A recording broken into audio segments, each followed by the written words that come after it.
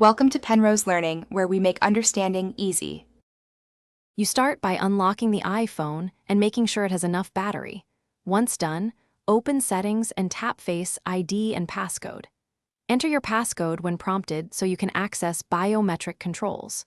You do this because removing Face ID requires device authentication and active settings access. Once inside the Face ID menu, scan quickly to confirm any active profiles listed and make sure you're on the right Apple ID if multiple users or profiles exist on this device. Now you toggle off the features that use Face ID, iPhone Unlock, iTunes and App Store, Wallet and Apple Pay. This prevents future biometric access. Next, choose Reset Face ID to permanently erase the stored face data. That's the actual removal step. Make sure you confirm any prompts with your passcode.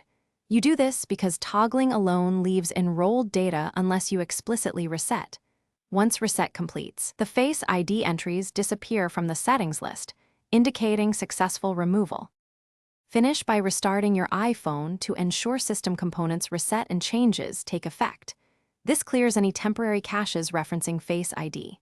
After reboot, return to Settings, Face ID, and passcode to verify there are no enrolled faces listed.